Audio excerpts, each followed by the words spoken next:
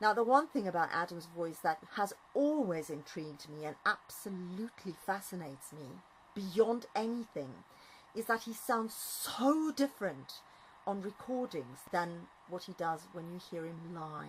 Yes.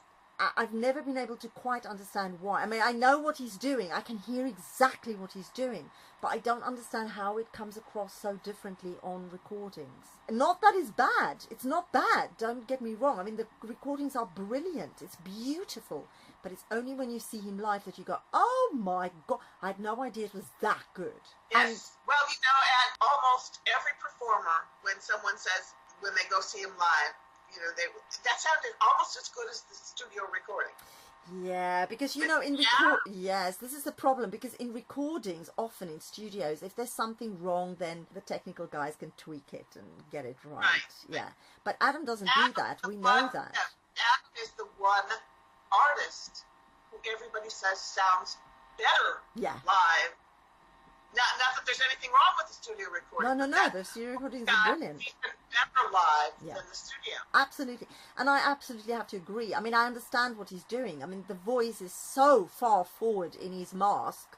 And the mask is, if you imagine that there's a triangle on your face and the bottom of the triangle is on your top lip, and then you go beside your nose on both sides up to a point just between your eyebrows, that's the mask. So often you hear people talking about the mask and they think it's a mask that you put on over your eyes and your cheekbones. It's not that, okay? The mask that we sing in is not your nose exactly, but beside your nose. So it's the nasal passages, but it's where your sinuses are. That's where we sing. And Adam sings so forward in the mask. And you only really understand that when you see him live, when you hear him live. And that is also why his diction is so perfect. You hear every single word he sings. And unfortunately, I can't say that of other pop singers necessarily. Do you know what I mean? Sometimes you listen to a sound and you think, well, that's a great song. It's catchy. Like people say, it's an earworm or whatever. I don't understand a single word of what this person said. Right. You know, or people make up their own lyrics and from what they understand the person is singing, and it's hilarious. Yeah. With Adam, you don't have that. You can actually sing what he sings because you can hear every single word he's singing, and that is brilliant. Just a little side note. Yes. As you know, I did not go into music as a career. I did 180 degrees different and went into a career in working with people who are deaf. Yes. That included sign language, but also speech therapy and that kind of thing. And so I found it very interesting that recently I came across a tweet or a post or whatever by someone who was deaf who had gone to the Queen and Adam concert. Oh, wow. Okay. What did they say? And most people who are deaf, you know, they hear things. They don't hear normally or as much, but they hear something. Yeah, and they can feel the sound, can't they, on through their feet, yeah. Well, what she said was, I understood everything that Adam was singing. When I would watch him, he was so easy to lip read. Oh my gosh, yes. I understood everything he was saying. And I thought, that is with that articulation. His articulation is so good. But and you mentioned also how he opens his mouth and creates the largest cavity for resonance. Well, when you are taught how to speak very clearly for a deaf person to lip read, one of the things is that you are taught to not over-exaggerate, but instead of closing your mouth and just kind of talking like this, to operate with a dropped jaw. Yeah. And that's the default position. And then you can see when the teeth come together or the lips come together or the tongue moves. Yes. You can see that because of the dropped jaw. And that's what we do in singing.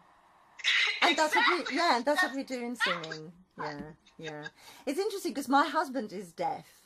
And because I sing and I have a naturally dropped jaw, because that becomes the de rigueur when you do it so many years, he can understand me completely without his hearing aids. He hardly ever wears it at home. Yeah.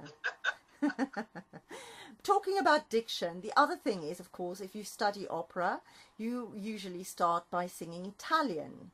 And Italian is the best language to learn diction with, because it has very long vowel sounds and you jump off the consonants. So obviously, again, you know, not many pop singers have opera training, and Adam has, and so the diction, that would have been drummed into him for sure.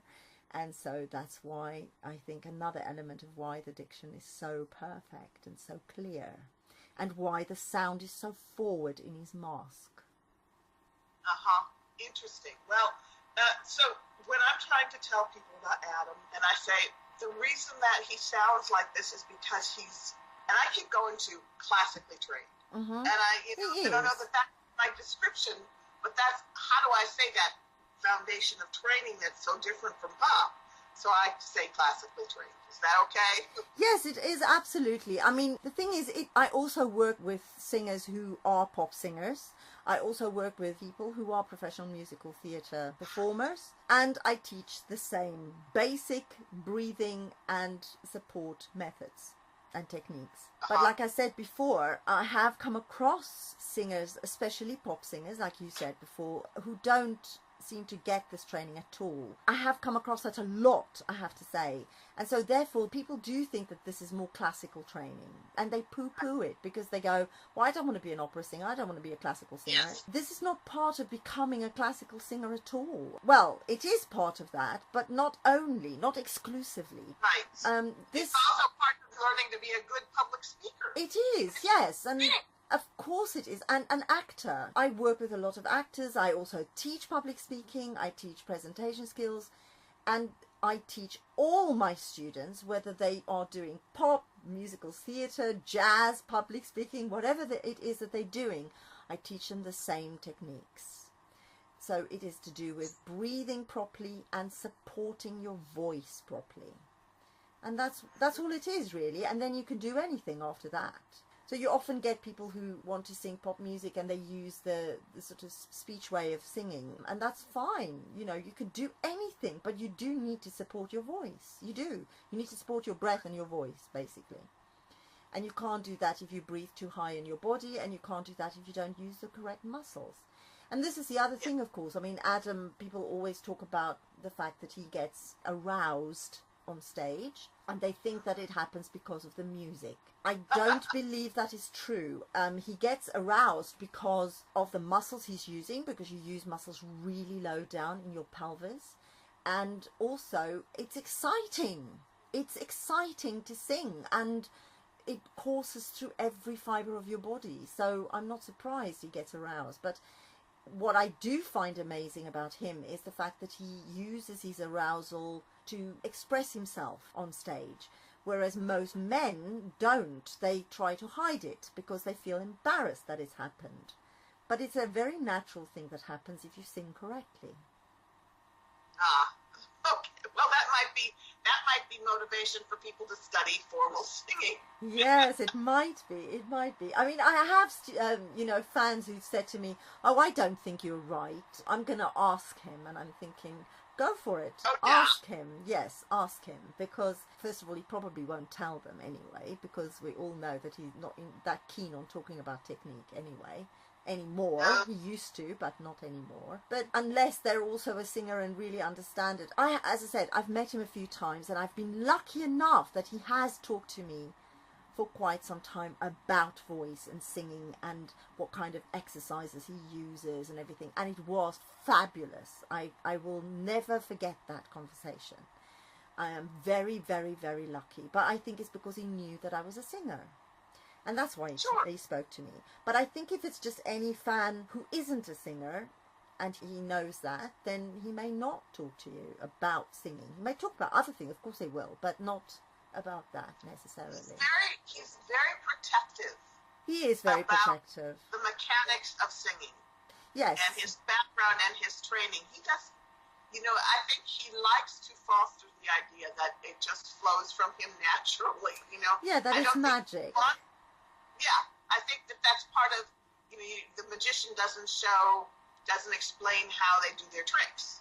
True. And I think that he just does not want to go into details. And the other thing is you have said to me once or twice that sometimes when I try to get you to talk about his voice or write an article about his voice, and you say, well, but I get people who then argue with me who don't know anything about the voice, but argue vociferously with me about something when this is my area of expertise, and I get tired of it. Yes. I think maybe that's part of it with Adam, too, is he's like you. What's the point in giving you the answer when you can't process it anyway? Absolutely. I absolutely agree. And I think it is definitely the case, because I've seen videos of interviews with him in the past where he has spoken a little bit about technique with interviewers. But these interviewers are not singers and they don't understand voice. And so often they would either poo-poo what he said, which is the last time it happened in New Zealand. And when it happened, I thought, oh my God, he was talking about voice placement. And this girl didn't understand what he was talking about. And she went, placement? What placement? Ha, ha, ha. And I thought, oh my God. And I could see his face. And that was the very last time he had ever talked about any kind of technique to any interviewer. I've never seen him do it. Well, like you said, they gloss over it, they laugh at it, they ask another totally unrelated question. It's like, that's the reason I want you to interview Adam. I would love to. I would love to have a conversation with him where he talks to all of us about his voice and what he feels about his. I would love to know that. I didn't get an opportunity to ask him that before. We were surrounded by other fans, and I'm grateful that he spent 5 or 10 minutes talking to me at all, you know, and sort of introduced me to his vocal coach, and that was amazing. But I think it's because he knew I was a singer. Somebody introduced him to me, funnily enough, and said I was an opera singer and I follow his voice and I make the sound bath programs, and I think that's why he talked to me in the way that he did. It's very disconcerting because it's a very private thing. You think about it. If you lose your voice, right? I don't know if that's ever happened to you, but like if you've got laryngitis or something like that and you lose your voice, it's almost like other people can't see you. And that's how important and how much a part of our psyche our voices are. So when you talk to someone and you expose yourself and you are open about your instrument, and someone then dismisses it or poo-poos it or doesn't understand it or just goes off into another direction and ignores what you've just said, it's a kind of personal blow. Do you know what I mean? And so I understand completely. As I said, you know, I was aghast when I saw that interview, and it was the very last time he has ever talked about any kind of technique with any interviewer. Because up until that time, he did occasionally say something, but always the interviewers didn't understand, or they'd argue with him, or they'd poo-poo it, or they'd dismiss it, or ignore it, or whatever. Yeah, that was the last time. And I was so shocked, because when he started talking about voice placement, I was like, oh, he's going to tell me something fabulous. How exciting. And then that happened. I was so disappointed. I could cry. I had noticed that too. It's like, you did not ask the follow-up question that would be the most obvious follow-up question for anybody who was using voice. I died. I thought, oh no, this is a disaster. And then I just want to, there's one thing that we have not talked about that I just want to insert. The other thing that I notice anew about Ab is, we were talking about that he's from musical theater. Yes. He interprets the song. Yes. He inhabits the lyrics. Mm-hmm. And it's in his delivery. It's in his articulation. It's what tone he chooses for the phrase. Mm-hmm. It's how loud or how soft or how tender or how strident. Mm-hmm. It's facial expression. It's his gestures. He interprets the song and he brings out all the emotion in it, as opposed to most pop singers who don't interpret a song because you can't understand the lyrics anyway, but they don't vary it. You know? No, that's true. Yeah, that's absolutely true. And I agree with you. I mean, but again, I think it's because of his background and his training. And it is very different. I can't think of a single pop singer out there that I know of that has gone through the same training that Adam has. I referred earlier on to the fact that Adam is probably sort of like the male Gaga. And I suspect somewhere along the line that I'd heard something about her doing some musical theatre.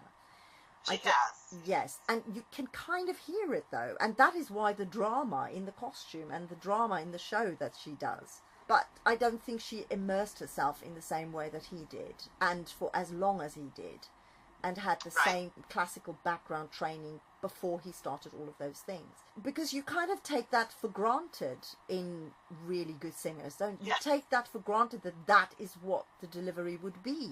That the singer would completely immerse themselves in the song and therefore make you feel the song in the way that they feel it.